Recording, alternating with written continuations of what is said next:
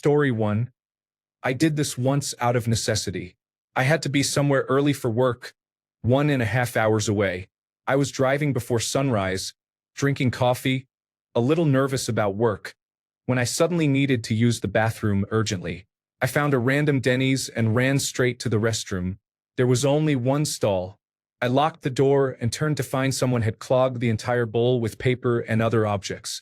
I proceeded to produce a ridiculous soft-serve-shaped pile on top of the soggy paper platform. It looked like a McDonald's ice cream cone, but made of feces. The entire pile sat above the water. I had to hover and wipe to avoid touching it.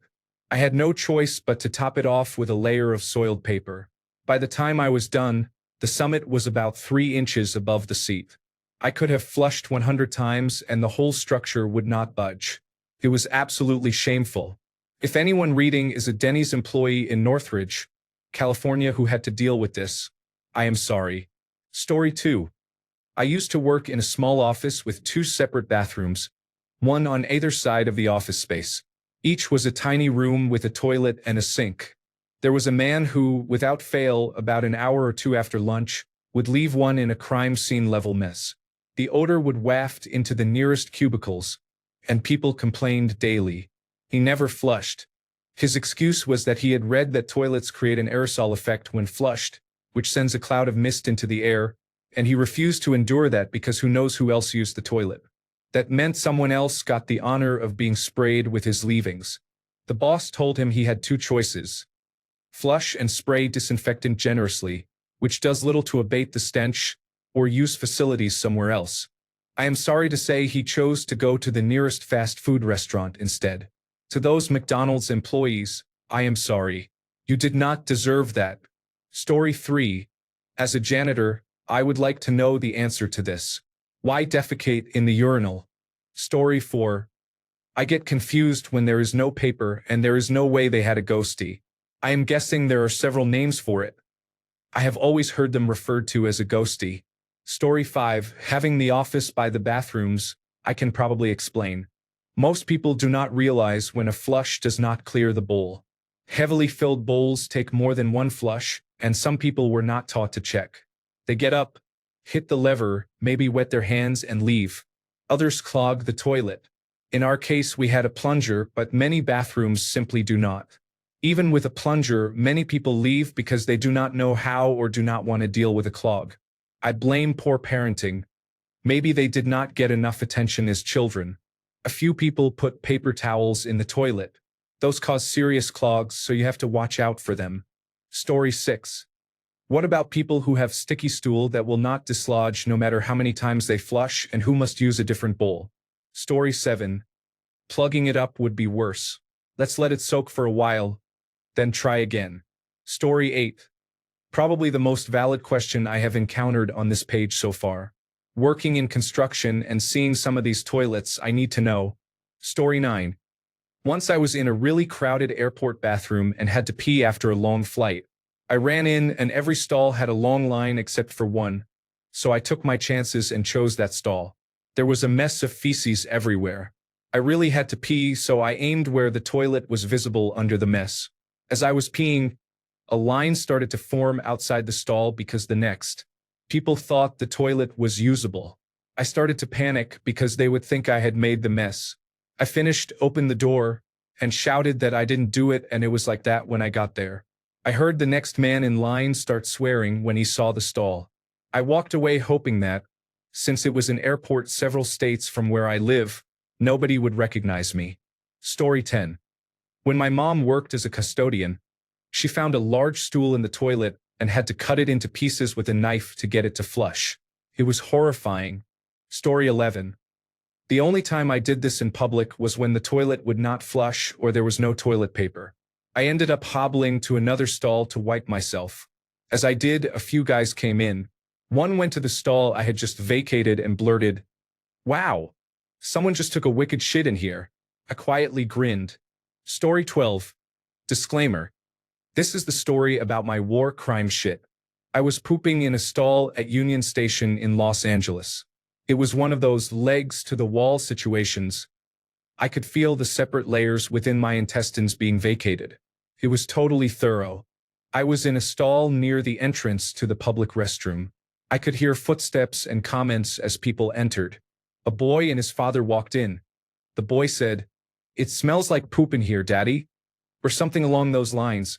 A few moments later, an old voice yelled from a stall to my left, "Goddamn. Prison rules, motherfucker. Give us a courtesy flush on that shit." At that point, I tried not to laugh. The whole thing had been nonstop. My anus felt like a soft-serve ice cream machine. When it was time to wipe, I barely had enough room to drop in the toilet paper. I left and never looked back. Story 13. About 6 months ago, I encountered something that will haunt me for the rest of my days. I have seen nasty, feces-covered bathrooms before, we all have. Some of us, I must acknowledge, have defecated in such bathrooms themselves. This was not that. Everything was in the bowl, but I cannot say it belonged there. It did not belong in any human plumbing. I have seen sewer mains that could not have transported this. It was massive, as if that notorious shock image had passed through. It was as large around as my calf, and I am not a small man. I stopped, horrified, lifted my arm before me, palm up, and compared my forearm to the object in the bowl. Again, my forearm is not small, but it looked small that day. If that fecal mass had been inside me, I would not have been able to walk. Had it wanted out of me, I would have had to dull the so-called poop knife enough to use it internally. The mass led from just below the rim of the long-bowled king-size toilet down to the drain, which it did not enter at all because it would not fit. I can still see it in my mind's eye, and I wish I could not. It looked like something one might pick up while camping to throw on a fire bed, fully expecting coals to remain in the morning. I slammed the stall door and backed away. Embarrassed to admit it, I stepped forward again and reopened the door, not believing it would still be there because I must have imagined it. I did not imagine it. Story 14. Sometimes the toilet does not flush. It is not like I can take it back out. Story 15. When we were in Greece, I had a large bowel movement at a restaurant in the middle of nowhere. There was a sign on the wall that seemed to show a person wiping and then putting the paper in a bin. I didn't think much of it until the toilet would not flush, and I realized the sign was literally telling me to wipe and put the paper in the trash. The bus horn beeped twice. If I was not on that bus, they would leave without me. So there I was, staring at the large stool and a pile of soiled toilet paper that would not flush.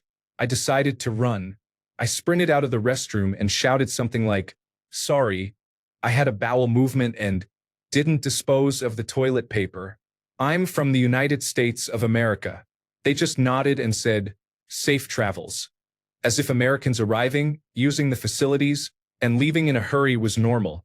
In that moment, I realized where the United States of America stood in the world. Crazy times. Story 16. On the topic of poop, you always wonder who the fuck poops in urinals, and I finally met one. In a Thai club full of white people with varying levels of food poisoning, there was only one toilet. While queuing, a very ordinary guy in his 20s said, "Dude, why are you lining up? I took a shit in the urinals. It's all good." That day, I learned people who poop in urinals are just like us. Story 17. I will be honest. I started reading this question thinking I would be called out, but I actually flush my war crime level dumps. Story 18. Once, when I was about 10, I had a bowel movement in a public bathroom at Disney World. It was a busy area where people had to wait to use the facilities. That day, I left a very large bowel movement that I believed would stay where it was. Fate had a different plan, and I discovered I was not a fan of automatic toilets. My 10-year-old self kept moving in and out of the sensor range, and the toilet flushed each time. The enormous bowel movement did not budge until toilet paper blocked the hole. While my back was turned, and because I had been careless, the toilet began to overflow, and I barely saved my pants from the filthy water pouring out. The people in the nearest stalls were not so lucky. I like to think they were spared, but this is not a fairy tale. I was so embarrassed that I had trouble flushing in public after that. Story 19. The magical poop fairy might give the next person a quarter, so I am just being nice. Story 20. This will get buried, but story time. A few years ago, I was on a road trip with a couple of friends and stopped at a moderately busy chain buffet restaurant in the United States for lunch. Along the way, I discovered a flavor of blue Gatorade not available in Canada that I loved, and I had been chugging them because I have a condition that causes me to get dehydrated easily. This becomes important. The bathroom was very clean, and I had my choice of about half a dozen stalls to do my business. I did so without incident. When I finished and stood over the toilet, I noticed my deposit was not only a beast but almost neon blue from the exotic Gatorade. Pretty cool, but not something I expected anyone else to see. The toilet, however, had other plans. I tried to flush, but nothing happened. I tried again and again, but the toilet refused to flush. I was not in a position to negotiate with it, and the bathroom was empty, so I left the stall and went to wash my hands. As I was washing my hands, another man entered. As I turned to leave, I saw him walk into the stall I had just fouled with what looked like a sentient blue alien number 2. Fortunately, since he had not seen me leave the stall and there were many options, he could not be sure who was responsible. I admit I found it hilarious that the last thing I heard while leaving was an exclamation of, "Oh, what the fuck?" from a stranger.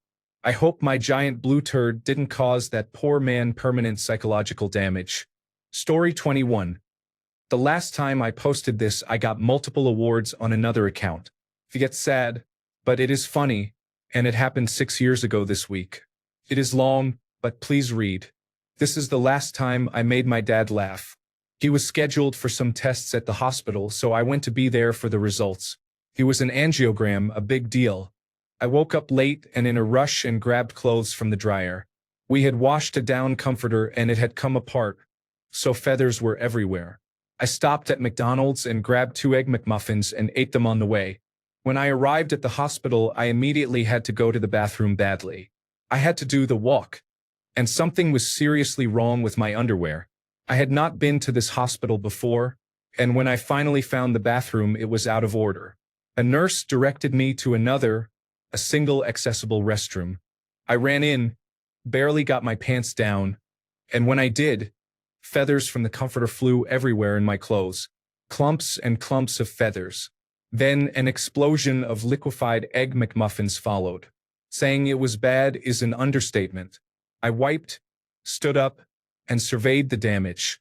I was not prepared for the sight. There was feces and feathers everywhere. It looked like someone had produced a chicken. I thought, what would I think if I came across this? I would wonder what happened forever. And I decided someone else should have that honor, to come upon something that looked like an emu feces golem being born. With that, I left it. I told the story to my dad later that night. He laughed and laughed. This was February 11th, 2015. 2 days later, on the 13th, my birthday, he died of a heart attack. Miss you, Dad. Story 22. Not my story, but a friend's.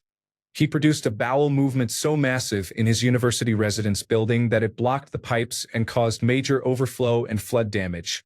He never claimed responsibility. The event became a campus legend. Months later, while walking on the floor below the affected room, a poorly secured maintenance panel in the ceiling popped down and struck him in the head. Because he was on a scholarship, the university accepted liability and offered a payout of $10,000. In the end, the incident that started with the massive bowel movement led to a $10,000 settlement and a lasting campus legend. Story 23. I once walked into a stall, saw a huge mess, and walked out to find another one. They were all occupied, so I left. As I exited, a man walked past and saw the scene. Everything he saw would make him think I was the poop bandit. This is my deepest shame, and it wasn't even me. Story 24. This is my story. I could not be bothered changing accounts to a throwaway, so hopefully I do not get any repercussions. I had a customer years ago who hated me, and I never knew why. I was polite and eager to help but not obnoxious. My boss theorized it was because I was a kid. I was about 21 but looked around 15. I found out she worked as a cleaner for public toilets, including a local one. One day I was serving her at the register and she paid cash. Instead of handing the money over like a decent person, she tossed it and waited for me to pick up the coins. I picked them up, smiled, asked if she was okay, and brushed it off as an accident. On my lunch break, she did the same to the local cafe worker, a girl around my age. I asked around and she did this to all the kids who served her. So I did what any mature 21-year-old did. I worked in a pharmacy, bought some laxatives, and waited after my shift. I went to the local public toilet that she cleaned and had the biggest, wettest, most cramp-induced bowel movement I had ever had. It hurt, and I swear I lost a few kilograms. I pulled out a Sharpie and wrote in the cubicle, "Treat us with respect," and "You throw money, we throw shit," and so on. I did a stakeout. I waited from a distance in a parking lot and ate some McDonald's. Around 7:30 to 8 o'clock, she arrived in her uniform with her trolley of cleaning supplies. She went in and came out choking. I laughed and watched. She was in there for close to an hour. The next time I served her, she was timid and scared. She did not throw money at me. In summary, I took laxatives to get revenge on a cleaner who was mean to me and my peers. Update. Thanks for the awards. About a week after this happened, she was back in the pharmacy and acting rude again, but she did not throw money. I decided to do one last, smaller, non-laxative-induced incident for her. This time I did not do a stakeout because I could not be bothered. I left a sizable stool in the cubicle with one thing written in Sharpie: "We are still watching you." I believe she got the message because she stopped being rude after that. The last I heard of her, about 8 years later, is that she had quit her job not long after and became a quiet, respectful customer. Remember, violence is never the answer. You can make a point without violence. Story 25. The water rose alarmingly high the first 6 times I tried, and I am scared of flooding the whole bathroom with my sins. Story 26. You think that is bad? Sometimes there is feces on the outside of the toilet. Story 27. At a Walmart where I worked, this happened 1 to 4 times a week for about 2 months. Someone would use the accessible restroom in the back of the store and not only leave the toilet bowl heavily soiled, with material smeared everywhere, but also have it smeared on the top of the toilet seat as if they had not cleaned themselves and had slid around. I was confused and felt sorry for the custodial staff. Story 28. Wasn't there a story about someone in the boys' bathroom at a school who left a massive bowel movement and didn't flush, and other students kept adding to it, increasing the pile of excrement for days or even weeks until it completely filled the toilet bowl, and the school had to call a meeting to address the issue? Story 29. I have only done this once. Basically, I had been on the road for work all day and stopped at a Chipotle to get some food.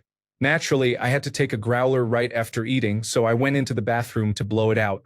About 5 minutes in, a kid started banging on the door to use the bathroom while I was trying to handle my business.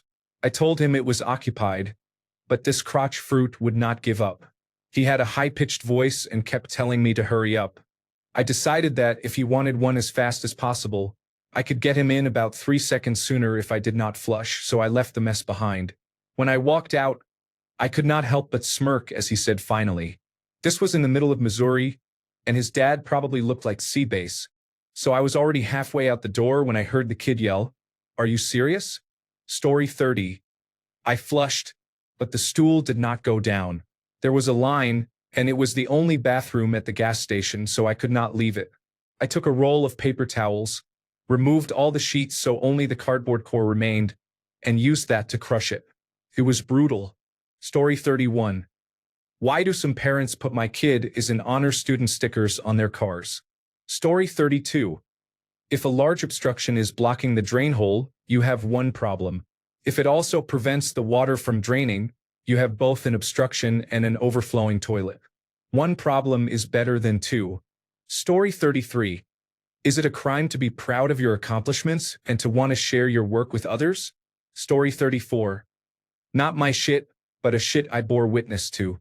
Let's set the stage. Several years ago, at a suburban Del Taco on a busy Sunday, my stoner friends and I decided to get some cheap tacos and hit the salsa bar. We ate our fill and headed back to the car. My friend Kevin, a lifelong vegetarian and known war crime shitter, said he'd be right back because he had to take a shit. We waited. 15 minutes passed. He was not answering texts. So I started to get out of the car to check on him. Just as I got out, I saw him running away from the front door with the biggest grin on his face, being yelled at by 2 kids. He explained his prolonged absence.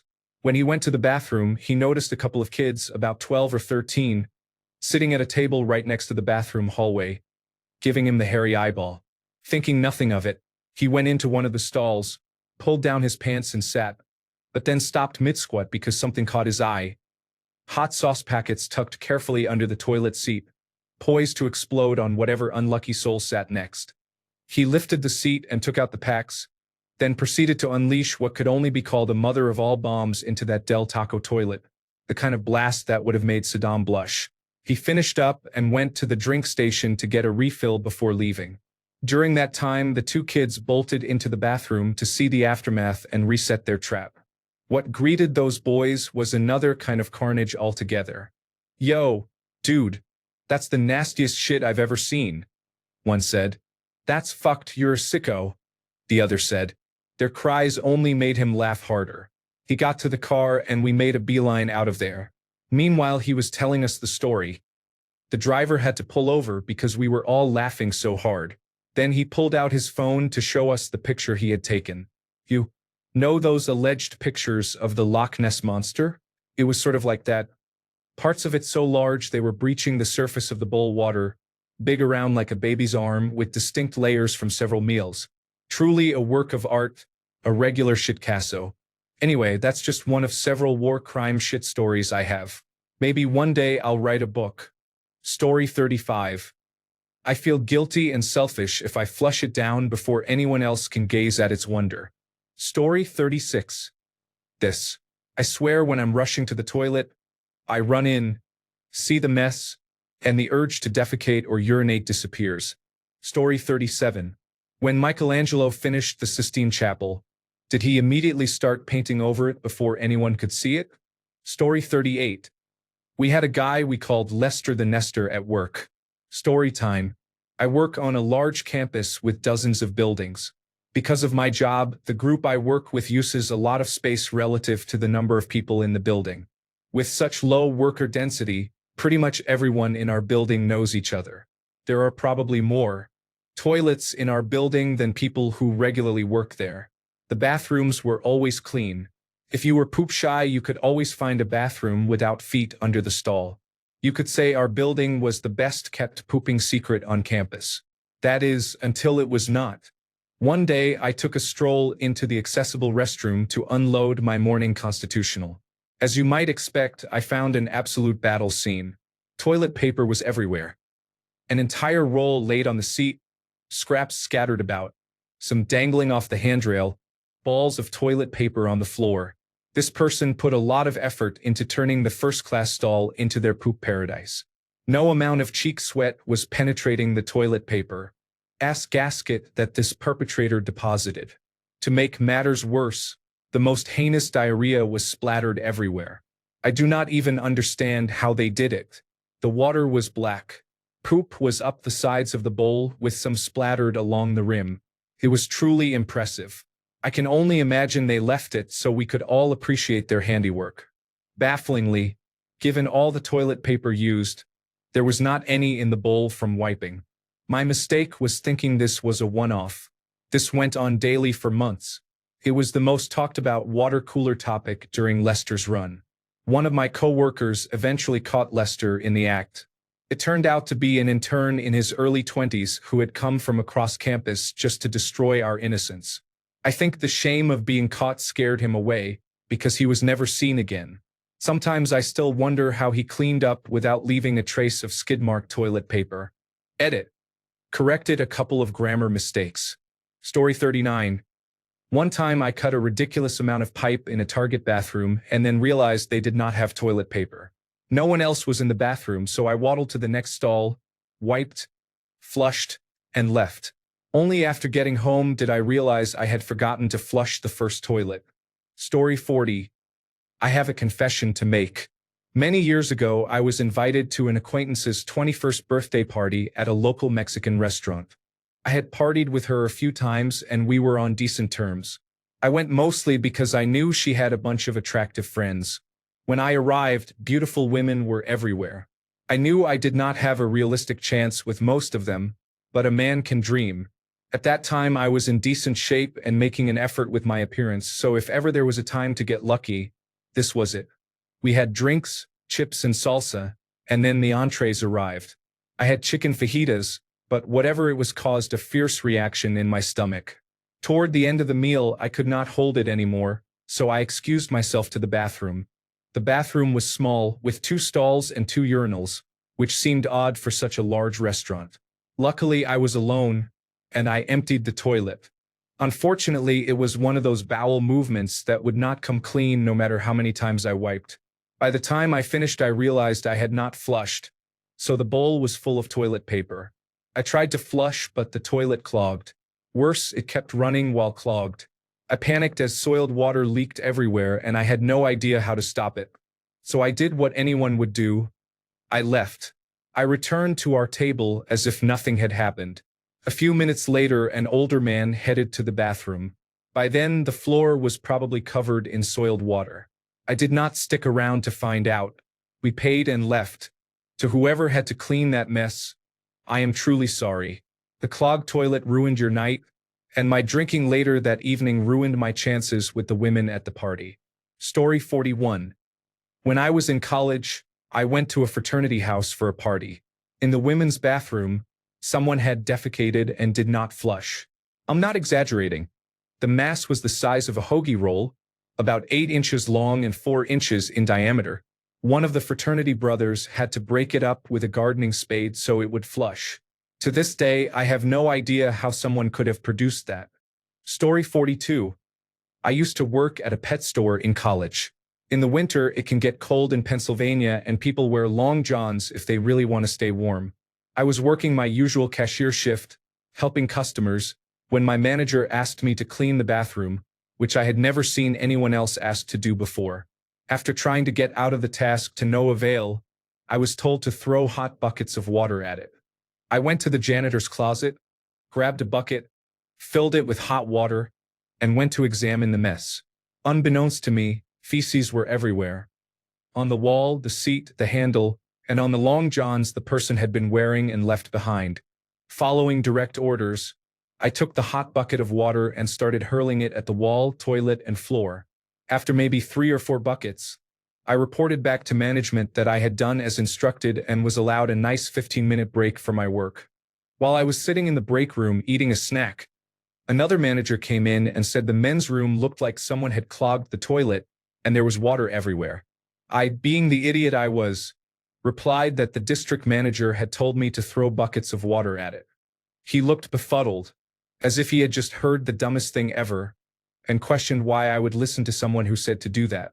So I got the district manager, and he repeated that he had told me to throw hot buckets of water at it. There it stood. A water-soaked floor, splashed walls, the lingering stench of feces, and smears still on the wall. We put a bathroom out of order sign in front and called it a day. That was the last time I cleaned a public bathroom. Story 43. These low-flow toilets are terrible. With the old ones, you could flush a dachshund puppy. Story 44. I saw King Kong's thigh in an airport toilet once. I will never forget it. Story 45. I can't speak to the motivation, only to the entertainment value. Once in high school, a rumor spread about a monumental log in the basement boys' toilets that attracted hundreds of viewers during the day. It was a real event, more notable than a meteorite or a rare orchid found on the field. People called it the captain's log. Story 46. I was working at a Panera Bread a few years ago. A 16-year-old on his first day came up to me near closing time with a look of concern, as if he had witnessed something impossible and his mind was struggling to comprehend it. He ushered me into the women's restroom and told me to look into the stall. I wish I were exaggerating the size of it. It was thicker than a Coca-Cola can, perhaps twice as thick, and longer than a foot-long sandwich. It was one single, unbroken, horrific log so large it was sticking out of the toilet, like a curious horror peering over the rim. I told him not to let any other customers in, fetched my assistant, I was a shift supervisor at the time, and between the two of us, wearing long yellow hazmat-like gloves with food prep gloves underneath for extra protection, we hoisted this enormous piece of stool into a trash bag, double and triple bagged it, and carried it to the dumpster. I know how big it was because you could not close your hand around it, and it was incredibly dense. We threw the gloves away as well. They were intended for dishwashing, but I did not trust any amount of sanitizing to make them suitable for dishes again. We swore never to speak of it, and I spent the rest of the night wondering if the person who had produced it was okay, because I cannot imagine how anyone could pass something like that and remain functioning. Story 47. I have done this, and I am very sorry. I was extremely sick and on my way to the hospital, and I could not hold it any longer. My wife pulled into a Walmart or Fred Meyer. I do not remember which because I was so ill. I hobbled to the restroom, stumbled into a stall, and pulled down my pants. As I was about to sit, I noticed feces already in the toilet and realized what I was about to do would be horrible and disgusting. It all came out at once. I was in pain, crying, and embarrassed. There was a mound of mixed feces rising over the toilet seat. There was no way all of it would go down, and I did not try to flush. I cleaned myself as best I could. I was not doing well and needed to be in a hospital. I wobbled out past an employee who gave me a worried look, apologized, and found my wife. I woke up in the hospital and stayed in the intensive care unit for 2 days. I am still very sorry for what I did. It is one of my biggest regrets. Story 48, military story. Many years ago, in the army, we were out in the bush on an exercise. Infantry protocol is that you go out through the gun. In other words, you let the machine gun team know you are off for a crap. You also must have at least your head visible at all times. The reason is you do not want to get cut in half by your own team as you wander back inside your perimeter. Typically, the machine gun team would see someone go down to a bush and squat. All you see is a head and maybe a few strained grunts. Adults, no big deal. A couple of years later, on the officer course, same deal. Out through the gun to take a dump. The only issue was that there were now women as well. Still not a huge problem, you only see a head. As anyone who has eaten ration packs will tell you, you simply do not poop for about a week. It is concrete. We had one woman who was tiny, very petite and attractive. She went out for a crap. About an hour later we were on the move and, as luck would have it, we passed the site. How that tiny woman passed that 18-inch long, 5-inch wide weapon of mass destruction is beyond me. It must have measurably reduced her body weight. It lay there like an artillery shell. She had not even bothered to bury it. While not a toilet story per se, I am convinced that if you cannot be bothered to bury it, you probably would not flush it either. She did not seem well after that. Story 49. For an honest answer, I once worked with a man who had a condition called megacolon. His bowel movements were the size of Subway footlong sandwiches. That was just the way his body was built. We had difficulty placing him because he destroyed plumbing, so we had to assign him to sites with an outhouse. He even said he ruined his father-in-law's septic tank. I was his boss at the time and received photos and complaints about what he left in bathrooms. I really felt for him because my bowels could not handle that on a daily basis. I also have a father-in-law who once had a colostomy bag. It can malfunction. Sometimes it leaks, becomes detached, becomes too full, or, in one instance, tore while he was using the bathroom. We were at a restaurant. He sat back down, told the waiter there was a mess to clean up, and tipped generously. Sometimes it really is the little things we all take for granted. Story 50. I wish I still had a picture from when I was in corpsman school in the United States Navy. There was a single solid mass in a toilet bowl that seemed very small. I could not believe a person could have produced it and survived. We flushed about 15 times, but it did not budge. I bet it is still stuck there to this day. A line of people came by who wanted to see it. 14 years later, I have never seen anything comparable except in some adult videos. Story 51. If it is at a corporate office, it is literally the best silent fuck you to your employer and fellow employees. Story 52. At university, we had a communal bathroom on my dormitory floor. Someone once left such a massive amount of fecal matter in one of the stalls that the toilet was out of service for the rest of the year. Story 53. So I flushed, but unfortunately that did not get it off the seat. I was on a construction site with my dad. He installed fire sprinklers and I was doing cleanup and putting caps on them so the painters would not mess them up. Right next door was a Taco Bell and that is where I had lunch. It was a rainy day. The ground around the construction site was a mud pit. My stomach was done with my lunch, and once it decided it had to get out now, I ran down 3 flights of stairs. Outside, I lost a shoe in the mud and hobbled into the Taco Bell. I pulled my pants down and started to sit at the same time my guts released hell onto the toilet. I sat as far forward as I could so it would not get on me. My insides felt like they were being peeled and the bathroom smelled terrible. I finished, cleaned up, and went to leave when an employee came in and screamed, "Sweet Jesus!" in the most horrified voice I have ever heard. I ran immediately out of there. I did not even get my shoe. Story 54. I broke not one, not two, but 3 automatic toilets because my bowel movements were too large to flush. For some reason, the toilets kept flushing repeatedly. Story 55. I first learned about war crime level dumps during the Nuremberg trials. Story 56. Story time. I was a head resident in a women's dorm when I was in graduate school. One night, I took the elevator down to the basement to do laundry. The elevator led out in a back hallway next to the only men's restroom in the building.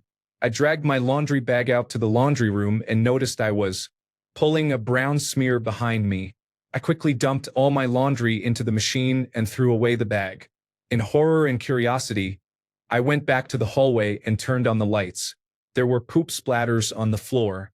I entered the men's restroom and there was poop everywhere, on the toilet, seats, and walls. I attended a fairly fancy, high-class college. The dorms were locked to anyone except residents and guests. There were no sketchy strangers or homeless people on campus, so the poop explosion had to have been caused by some upper-middle-class, college-age student. How someone had such a tragic public accident and managed to escape without being caught covered in poop is a mystery to me to this day.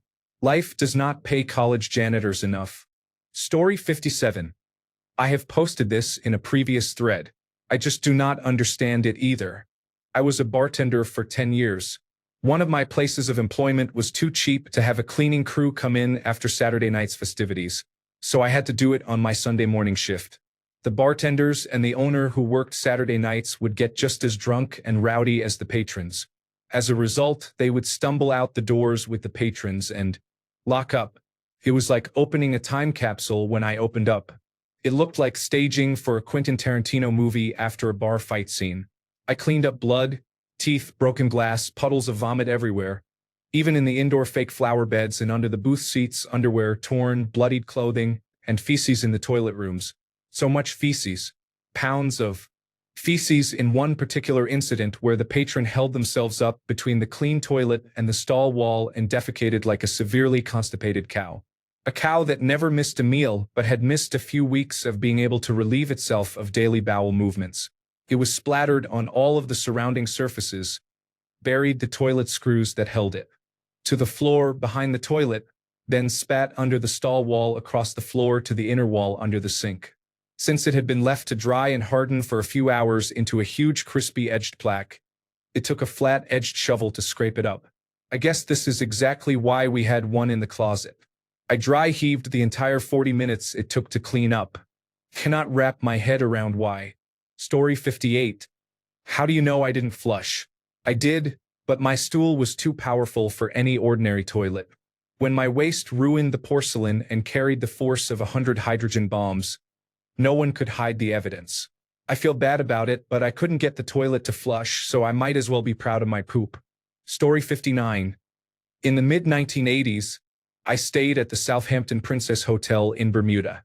The hotel was on Robin Leach's top 10 list for the television show Lifestyles of the Rich and Famous.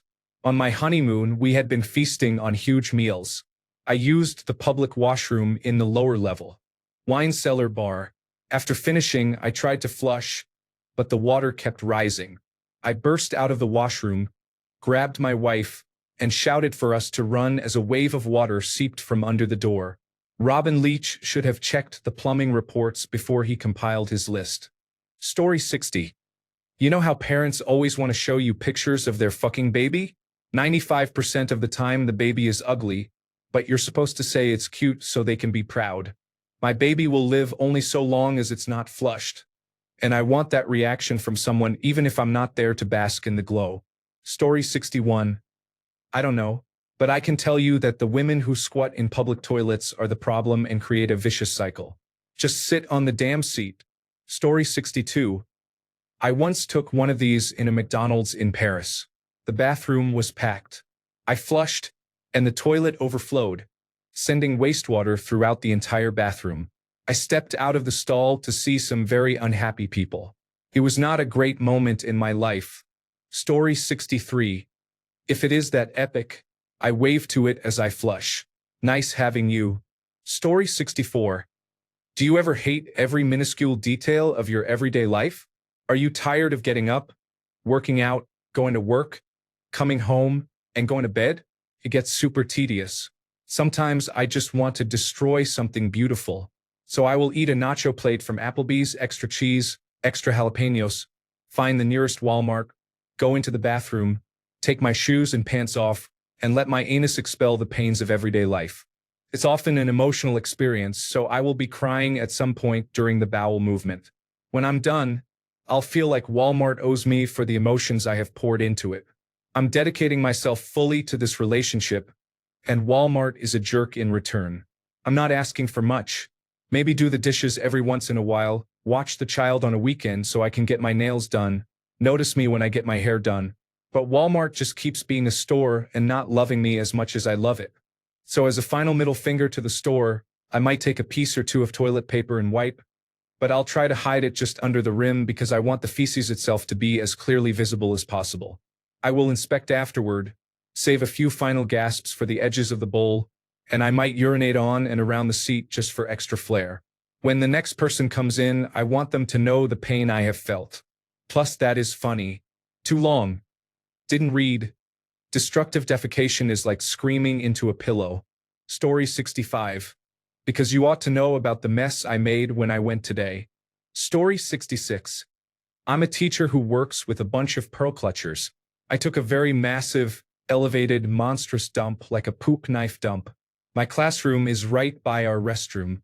I ran to my class, found some nicely sized googly eyes, and returned to the restroom. I positioned the googly eyes on the mound of death so it looked as if it were staring into your soul.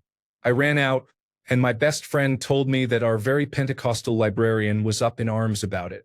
Good times. I have mental health problems. Thanks a bunch for sticking around till the end of the video. Remember to subscribe, and until next time, stay awesome and goodbye.